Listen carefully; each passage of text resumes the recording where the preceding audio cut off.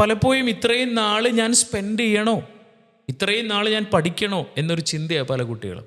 അതുകൊണ്ട് തന്നെ എത്രയോ കോളേജുകൾ ഇന്ന് ക്ലോസ് ചെയ്ത് പോകും. അതേ സമയത്ത് സെൽഫ് എഡ്യൂക്കേഷൻ എന്ന് പറഞ്ഞു കഴിഞ്ഞാൽ നമ്മൾ ഒരു കൺസൾട്ടൻറ്റിൻ്റെ സപ്പോർട്ടോടുകൂടി മാസ്റ്റർ മൈൻഡിലൂടെ, അല്ലെങ്കിൽ നമ്മൾ ഈ ഓൺലൈൻ കോഴ്സസിലൂടെ, അതല്ലെങ്കിൽ നമ്മൾ ഓഡിയോ ബുക്സിലൂടെ ഒക്കെ നമ്മൾ അറിവ് നേടുകയാണെങ്കിൽ അതിനെയാണ് നമ്മൾ എന്ത് പറയുക, സെൽഫ് എഡ്യൂക്കേഷൻ എന്ന് പറയുക. അക്കാഡമിക് എഡ്യൂക്കേഷൻ ഏറ്റവും കൂടുതൽ പ്രിഫർ ചെയ്യുന്നത് എംപ്ലോയീസിനെ പ്രൊഡ്യൂസ് ചെയ്യാനാണ്. കൂടുതൽ എംപ്ലോയീസിനെയാണ് അവിടെ പ്രൊഡ്യൂസ് ചെയ്യണത്. ഇനി ജോബ് ഗ്യാരണ്ടി മാത്രമല്ല, ജോബ് സെക്യൂരിറ്റി ഇല്ല. ഇതൊക്കെ പഠിച്ചിട്ടും നാളെ അവരുടെ മേഖലയിലേക്ക് എൻ്റർ ചെയ്യുമ്പോൾ അവിടെ സംഭവിക്കുന്നത് ആർട്ടിഫിഷ്യൽ ഇൻ്റലിജൻസ് ഒക്കെ കയറി വരികയാണ്. സെൽഫ് എഡ്യൂക്കേഷനിലേക്ക് ഫോക്കസ് ചെയ്താൽ അവിടെ ശരിക്കും ഇംപ്രൂവ് ചെയ്യണത് സ്കില്ലിനെയാണ്. സ്കിൽ ഇംപ്രൂവ് ചെയ്യുമ്പോൾ കിട്ടുന്ന ഏറ്റവും പ്രധാനപ്പെട്ട ഗുണം അവിടെ നമുക്ക് ജോബ് ഗ്യാരണ്ടിയും ജോബ് സെക്യൂരിറ്റിയും ലോങ് ലാസ്റ്റിംഗ് നിലനിൽക്കും.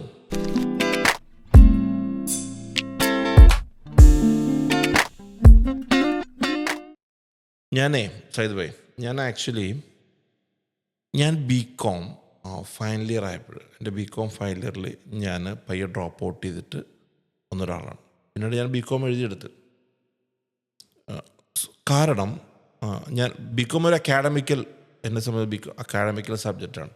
എനിക്ക് ഒട്ടും ഡൈജസ്റ്റ് ആകാത്ത സംഭവമാണ് അക്കൗണ്ടിങ്, ടു ബി ഫ്രാങ്ക് നമ്മളോട് പറയാം. പക്ഷെ ഇപ്പം നമ്മുടെ സിസ്റ്റമായിട്ട് വേണ്ട അക്കൗണ്ടിങ് കാര്യങ്ങളൊക്കെ അൽഹംദുലില്ലാഹ് ഞാൻ പഠിച്ചെടുത്തു. ഒരു അക്കാഡമിക്കൽ സബ്ജക്റ്റാണ്.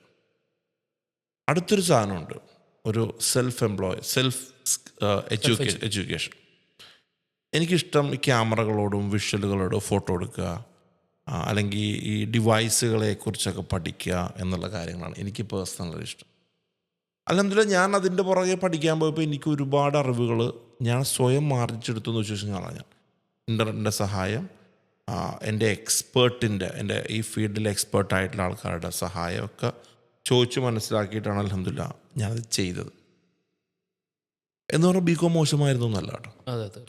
2 തരം വിദ്യാഭ്യാസ രീതിയെക്കുറിച്ച് ചിലപ്പോൾ നിങ്ങളോട് പറഞ്ഞു. ഒന്ന് ഒരു ട്രഡീഷണൽ അക്കാഡമിക്കൽ സബ്ജക്റ്റ് പറയാം.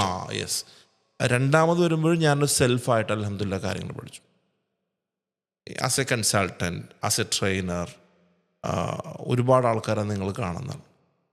How do you feel? നിങ്ങൾ എന്തായിരിക്കും പ്രിഫർ ചെയ്യുന്നത്? എന്താണ് സിസ്റ്റത്തിൻ്റെ നന്മകളും തിന്മകളും?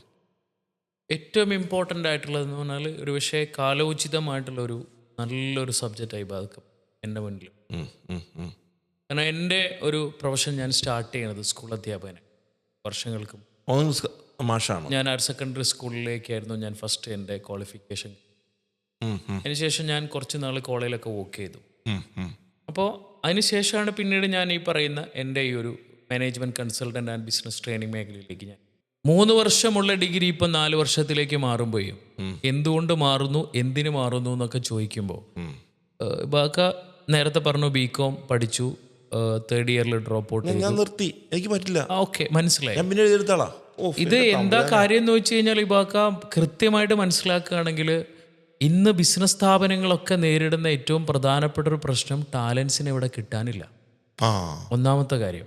കാരണം ഒന്ന് നമ്മളെ ഈ പറയുന്ന എഡ്യൂക്കേഷൻ സിസ്റ്റം എന്ന് പറഞ്ഞു കഴിഞ്ഞാൽ പ്രൊഡ്യൂസ് ചെയ്യുന്നത്, നമ്മളെ എഡ്യൂക്കേഷൻ സിസ്റ്റം ഇവിടുത്തെ ഇന്ത്യൻ എഡ്യൂക്കേഷൻ സിസ്റ്റം പലപ്പോഴും പ്രൊഡ്യൂസ് ചെയ്യുന്നത് എഡ്യൂക്കേറ്റഡ് അൺഎംപ്ലോയ്മെന്റ്. എല്ലാവരും എഡ്യൂക്കേറ്റഡ് ആണ്, പക്ഷേ അവർക്ക് എന്തില്ല, ജോബില്ല. ഓക്കെ, അപ്പോൾ പലപ്പോഴും ഇത്രയും നാൾ ഞാൻ സ്പെൻഡ് ചെയ്യണോ, ഇത്രയും നാൾ ഞാൻ പഠിക്കണോ എന്നൊരു ചിന്തയാണ് പല കുട്ടികളും. അതുകൊണ്ട് തന്നെ എത്രയോ കോളേജുകൾ ഇന്ന് ക്ലോസ് ചെയ്ത് പോവാണ്. ഒരു വലിയ റിയാലിറ്റിയാണ്. എത്രയോ ആൾക്കാർ ഇപ്പൊ ഇവാൾക്ക് 1 ലക്ഷം രൂപ ശമ്പളം കൊടുക്കാൻ എന്ന് വിചാരിച്ചുകൊണ്ട് ഒരു ടാലന്റിനെ മാർക്കറ്റിൽ നിന്ന് നാളെ ഒരു ഇന്റർവ്യൂവിന് വിളിച്ചു നോക്കിയേ, വളരെ കുറച്ച് പേരെ കിട്ടാനുള്ളൂ. ടാലൻസ് ഒക്കെ പുറത്തുപോയി, ആരെയും പറഞ്ഞിട്ട് കാര്യമില്ല. കാരണം അവർക്കുള്ള ഫെസിലിറ്റീസ് ഇവിടെ ഇല്ല. അവർക്ക് വേണ്ട നല്ല ഹൈ സാലറി കൊടുക്കുന്ന കമ്പനികൾ ഇന്ന് ഇല്ല. അതെനിവേ നമുക്ക് വേറെ സബ്ജക്റ്റ് ആയിട്ട് തന്നെ പറയാം. എനിവേ ഇബാദ്ക ചോദിച്ച വളരെ ഇമ്പോർട്ടൻ്റ് ആയിട്ടുള്ളൊരു ക്വസ്റ്റ്യൻ ആണ്. എക്സിസ്റ്റിംഗ് അക്കാഡമിക് സിസ്റ്റം ആണോ സെൽഫ് എഡ്യൂക്കേഷൻ ആണോ ഇനിയുള്ള കാലഘട്ടത്തിൽ നമ്മൾ പ്രിഫർ ചെയ്യേണ്ടത്, അല്ലെങ്കിൽ അതിൽ ഏതിലേക്ക് നമ്മൾ ഫോക്കസ് ചെയ്യണം? 2 കാര്യം നമുക്ക് പറയാം. ഇബാക്ക എക്സിസ്റ്റിംഗ് അക്കാഡമിക് സിസ്റ്റം അഥവാ ഫോമൽ എഡ്യൂക്കേഷൻ സിസ്റ്റം എന്ന് പറഞ്ഞാൽ ഇപ്പം നോർമലി നമ്മൾ KG 2 വർഷം, LKG UKG 1ാം ക്ലാസ് തൊട്ട് 10ാം ക്ലാസ് വരെ, 10 വർഷം, ഹയർ സെക്കൻഡറി 2 വർഷം, ഡിഗ്രി 3 വർഷം, PG 2 വർഷം, ഇങ്ങനെ അങ്ങ് കംപ്ലീറ്റ് ചെയ്യാണ്. അതേ സമയത്ത് സെൽഫ് എഡ്യൂക്കേഷൻ എന്ന് പറഞ്ഞു കഴിഞ്ഞാൽ നമ്മൾ ഒരു കൺസൾട്ടൻറ്റിൻ്റെ സപ്പോർട്ടോടുകൂടി മാസ്റ്റർ മൈൻഡിലൂടെ, അതല്ലെങ്കിൽ നമ്മൾ അഡ്വൈസ് ചെയ്യുന്ന അഡ്വൈസേഴ്സിലൂടെ, അല്ലെങ്കിൽ നമ്മൾ മാഗസിൻസിലൂടെ, അല്ലെങ്കിൽ നമ്മൾ ഈ ഓൺലൈൻ കോഴ്സസിലൂടെ, അതല്ലെങ്കിൽ നമ്മൾ ഓഡിയോ ബുക്സിലൂടെ ഒക്കെ നമ്മൾ അറിവ് നേടുകയാണെങ്കിൽ അതിനെയാണ് നമ്മൾ ഇപ്പൊ നേരത്തെ ഇബാക്ക് തന്നെ പറഞ്ഞു, വീഡിയോ സെഗ്മെന്റിലേക്ക് വരാൻ വേണ്ടിയിട്ട് ഇബാദ്ക ഒരുപാട് കാര്യങ്ങൾ പുറത്തുനിന്ന് പഠിച്ചെടുത്തു.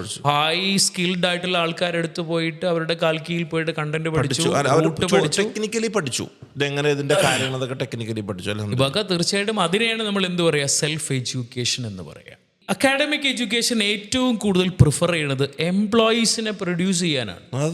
കൂടുതൽ എംപ്ലോയീസിനെയാണ് അവിടെ പ്രൊഡ്യൂസ് ചെയ്യണത്. അതിൻ്റെ ഏറ്റവും പ്രധാനപ്പെട്ട വേറൊരു കാര്യം, ഇപ്പം ഒരു കുട്ടിയെ പഠിപ്പിക്കാൻ വേണ്ടിയിട്ട് പാരൻസ് അവരെ ഒരുപക്ഷെ ഡെപ്റ്റ് എടുക്കുന്നു, കടം എടുക്കുന്നു, അതല്ലെങ്കിൽ അവർ ബാങ്ക് ലോൺ എടുക്കുന്നു, അല്ലെങ്കിൽ എഡ്യൂക്കേഷൻ ലോൺ എടുക്കുന്നു, അതല്ലെങ്കിൽ അവരുടെ സേവിങ്സിൻ്റെ ഒരു ബഹുഭൂരിഭാഗം പോർഷൻ മക്കളുടെ ഫോമൽ എഡ്യൂക്കേഷന് വേണ്ടി മാറ്റിവെക്കുന്നു. എന്നിട്ട് ഇവരുടെ എഡ്യൂക്കേഷൻ കംപ്ലീറ്റ് ചെയ്തു. എന്നിട്ട് ഇപ്പം ഇവർക്ക് ജോബ് ഗ്യാരണ്ടി ഇല്ല. ഇത്രയും പഠിച്ചിറങ്ങിയിട്ടും നാളെ അവർക്ക് ജോലി ഇല്ലാത്ത സിറ്റുവേഷനാണ്. ഇനി ജോബ് ഗ്യാരണ്ടി മാത്രമല്ല, ജോബ് സെക്യൂരിറ്റി ഇല്ല. ഇതൊക്കെ പഠിച്ചിട്ടും നാളെ അവരുടെ മേഖലയിലേക്ക് എൻ്റർ ചെയ്യുമ്പോൾ അവിടെ സംഭവിക്കുന്നത് ആർട്ടിഫിഷ്യൽ ഇന്റലിജൻസ് ഒക്കെ കയറി വരികയാണ്. മെഷീൻസ് റീപ്ലേസ് ചെയ്യാണ് അവരുടെ വർക്കിനെ. അപ്പോൾ ഓട്ടോമാറ്റിക് ആയിട്ട് അവിടെ ജോബ് സെക്യൂരിറ്റി ഇല്ല.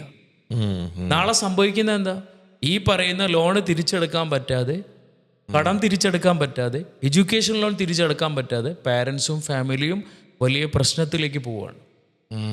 സെയിം ടൈം സെൽഫ് എഡ്യൂക്കേഷനിലേക്ക് ഫോക്കസ് ചെയ്താൽ അവിടെ ശരിക്കും ഇംപ്രൂവ് ചെയ്യണത് സ്കില്ലിനെയാണ്. സ്കിൽ ഇംപ്രൂവ് ചെയ്യുമ്പോൾ കിട്ടുന്ന ഏറ്റവും പ്രധാനപ്പെട്ട ഗുണം, അവിടെ നമുക്ക് ജോബ് ഗ്യാരണ്ടിയും ജോബ് സെക്യൂരിറ്റിയും ലോങ് ലാസ്റ്റിംഗ് നിലനിൽക്കും. കാരണം നമുക്ക് സ്കില്ലിനെ നമുക്ക് അപ്ഗ്രേഡ് ചെയ്യാം, സ്കില്ല് നമുക്ക് നന്നായിട്ട് ഡെവലപ്പ് ചെയ്യാം. ഇപ്പോൾ സ്കില്ല് കൂട്ടാൻ വേണ്ടിയിട്ടുള്ള സെൽഫ് എഡ്യൂക്കേഷനിലേക്ക് നമ്മൾ പോകുമ്പോൾ, ഇപ്പോൾ പാരൻസ് കടമെടുത്താണെങ്കിലും ബാങ്ക് ലോൺ എടുത്താണെങ്കിലും എഡ്യൂക്കേഷൻ ലോൺ എടുത്തതാണെങ്കിലും പാരൻസിൻ്റെ സേവിങ്സ് മാറ്റി വെച്ച് നമ്മൾ പഠിക്കുകയാണെങ്കിലും ഒരുപക്ഷെ നമുക്ക് അതിലൂടെ നല്ല ജോബ് കിട്ടി, നല്ല സാലറി കിട്ടി, നല്ല റിട്ടേൺസ് ഉണ്ടാക്കിയിട്ട് അത് നമുക്ക് തിരിച്ചടക്കാൻ പറ്റുന്നു. ഫോമൽ എഡ്യൂക്കേഷൻ ഇബാക്ക വേറൊരു ഇമ്പോർട്ടൻ്റ് ആയിട്ടുള്ളൊരു കാര്യം, ഫോമൽ എഡ്യൂക്കേഷൻ ക്രിയേറ്റ് ചെയ്യുന്നത് ഒരു ജോബ് ഇക്കോണമിയാണ്. ഒരു ജോബ് ഒരുപാട് ആൾക്കാർ ജോലിയുള്ളൊരു ഇക്കോണമി അവിടെ ക്രിയേറ്റ് ചെയ്യപ്പെടുക. അതായത് ശരിക്കും പറഞ്ഞു കഴിഞ്ഞാൽ ജോബ് ഇക്കോണമി അവിടെ ക്രിയേറ്റ് ചെയ്യപ്പെടുക. അതേ സമയത്ത് ഒരു സ്കിൽഡ് സെൽഫ് എഡ്യൂക്കേഷൻ എടുക്കുന്ന ഒരാളാണെങ്കിൽ, സെൽഫ് എഡ്യൂക്കേഷൻ നന്നായിട്ട് എടുത്ത ഒരു കൂട്ടം ആൾക്കാർ അവിടെ ഉണ്ടെങ്കിൽ അവിടെ ക്രിയേറ്റ് ചെയ്യണത് ഒരു സ്കിൽഡ് ഇക്കോണമി.